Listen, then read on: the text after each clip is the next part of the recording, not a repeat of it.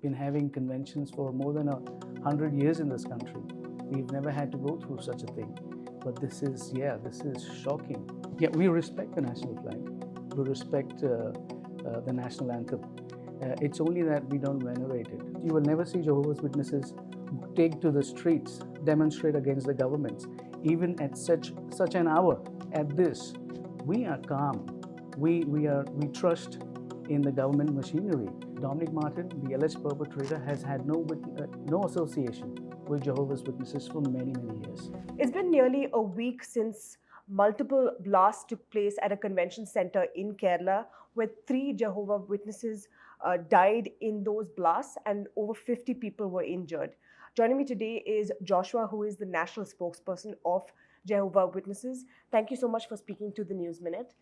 Thank you very much for having me. Yeah. Firstly, I mean, obviously, it's still very fresh in the minds of everybody. Naturally, there must be shock amongst the community. What are their concerns, and have they shared their vulnerabilities? Do you feel vulnerable at the moment? Well, you're right. We are shocked because Jehovah's Witnesses are known to be peaceful people, and we've been having conventions for more than 100 years in this country. We've never had to go through such a thing. But this is shocking. Well, our friends in Kochi are being taken care of, and they're getting the pastoral care, the help mentally, physically, emotionally, even financially. We are trying our best to help them. We're trying to get them back to their lives. But indeed, it's an event that will stick with them for the rest of their lives.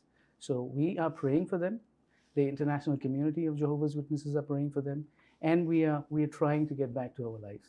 You've cancelled some of your prayer meetings. Why was this decision taken? Well, it was just in the abundance of caution.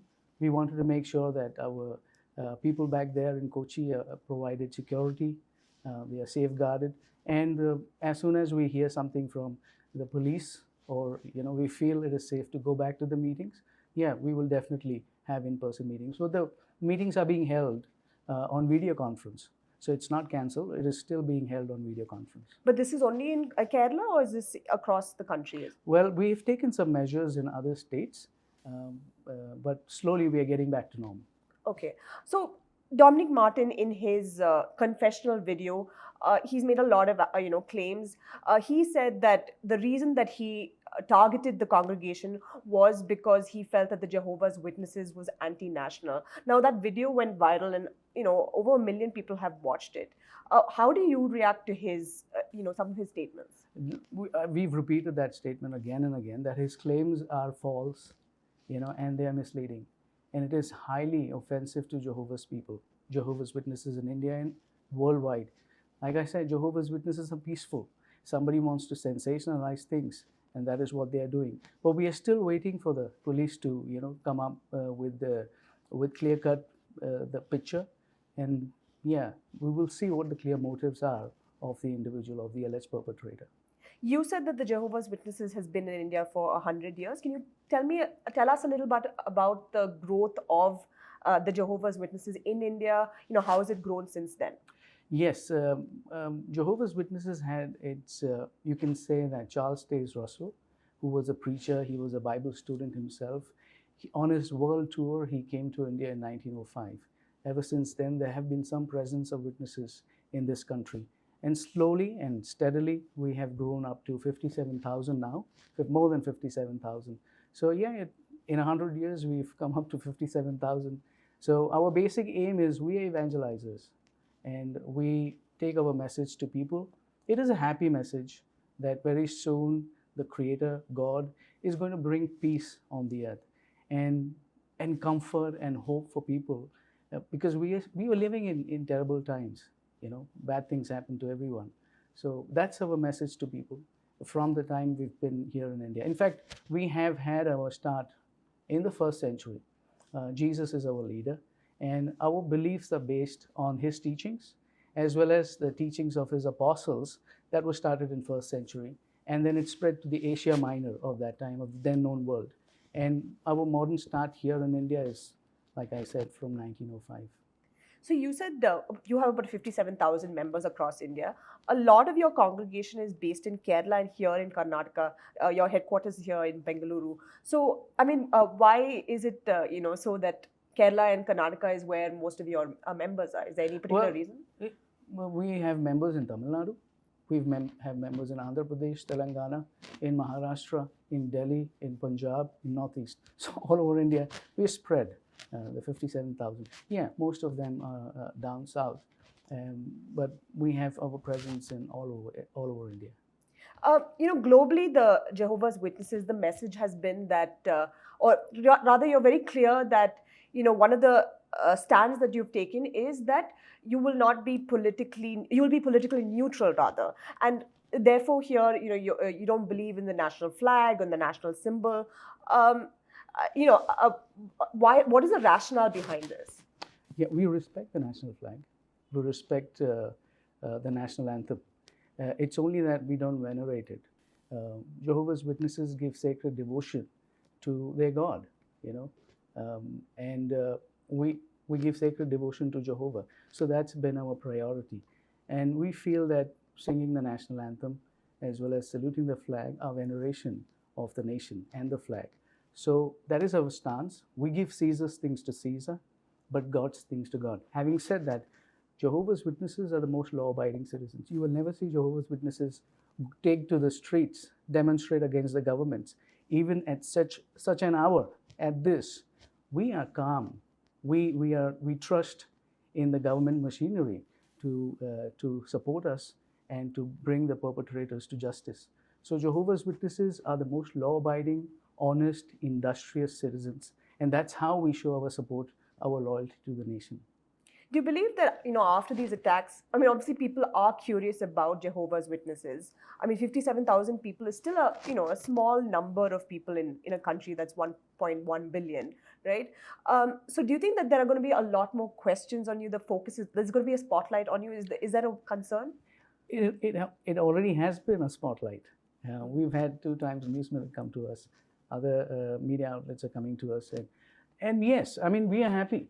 Anna, we're very happy that people are coming to the right people, to Jehovah's Witnesses at the national headquarters to ask what their beliefs are. We're so thankful to News Minute, that you're not believing all the misinformation that is being spread around the country. And we are thankful that you're actually asking us to clarify most of our beliefs. So thank you very much. And we believe in dealing with fair and objective media outlets, and that is why we are talking to you. Okay, thank you. Again, coming to the global point of view, a global standpoint, it is a time of hyper nationalism, and in such hyper national times, you believe that for people to empathize with you, with your cause, or with your teachings or lessons, that space is sort of shrinking. Is that a worry or a concern? Well, we appreciate what people believe, what people choose to do with their lives. Everybody has an opinion. Everybody has a personal choice. We respect when people make their personal choice of believing what they want to, and we expect people to appreciate our rights too. I'll just tell you a few examples of how Jehovah's Witnesses have maintained their neutrality, like you're saying, even during hyper-national situations. During the Second World War, when Nazi Germany was at its peak, many Jehovah's Witnesses stayed neutral, and that is why they lost their lives. In fact, this is what, I have a few quotes from the Member of Parliament from Germany. This is what he says: the conduct of Jehovah's Witnesses in the concentration camps and prisons embodies virtues that are essential today as they were in the past. Given the increasing brutality against foreigners and against political or ideological dissenters, these virtues are a must for every citizen of our country. This was in 1999. Another Federal Republic of, Münchner Merkel, she said about Jehovah's Witnesses, Jehovah's Witnesses are the most honest and most punctual taxpayer in Federal Republic of Germany. So scholars have commented about us. Parliamentarians have commented about us. Well, that's what Jehovah's Witnesses are known for. We appreciate people, they have their views, and we just want that courtesy to be returned back to us, of, allowing us to believe what we want to. Actually, now that you brought up Nazi Germany, not many people know that Jehovah's Witnesses were persecuted. They were also sent to concentration camps like the Jews. Obviously, the talk now is, our discourse now is largely revolved around Jews, but not many people know about that the fact that Jehovah's Witnesses were also persecuted. Absolutely. Well, if you want more information, I would ask you to go onto the website jw.org, and also in Germany, the stand that Jehovah's Witnesses took at that time is celebrated today. During the International Holocaust Day, they have plaques, they have the commemoration of the courage and the braveness with which they maintain neutrality in the face of fierce opposition. So that's a testimony of who Jehovah's Witnesses are back then and even today. I just have a couple more questions, then I can let you go. One of your standpoints is that you don't believe in blood transfusions. Given the scale of the attacks that took place last week, a lot of people needed surgery. They probably need follow-up surgeries as well, and different kinds of medical interventions. So, was there a stand taken nationally to allow such transfusions to take place, or is it an individual's choice on whether they? Absolutely. Yeah. It's an individual personal choice. The Bible is very clear. It commands us to abstain from blood at Acts chapter 15, verse 29. Each one decides, based on his Bible-trained conscience, whether he will accept blood or not. But believe it or not, medical science has grown to such an extent today that bloodless alternatives abound. It's only that people do not know about it. And we are happy. We've been cooperating with the medical hospitals in Kerala. They are giving us the full support that we need, and we really appreciate the government medical facilities, the fire department who came to the rescue at that darkest hour when we needed it. We really appreciate all that they have done for us. So my last question is, I think some days ago, the Kerala spokesperson mentioned that there was they knew about Dominic Martin, rather that he gave some statements about Dominic Martin. Can you tell us any information that you've gathered in the last week about him? What have you learned in the last week by speaking to your colleagues? Well, right now we are waiting for more information from the police, and we do not want to speculate before everything comes out. But one thing I would like to say is that Dominic Martin, the alleged perpetrator, has had no association with Jehovah's Witnesses for many, many years. Okay. But at one point he wasn't. So it's been many years. That's what he claims, yeah. Okay. All right. Okay. Thank you so much for speaking. Thank you very much.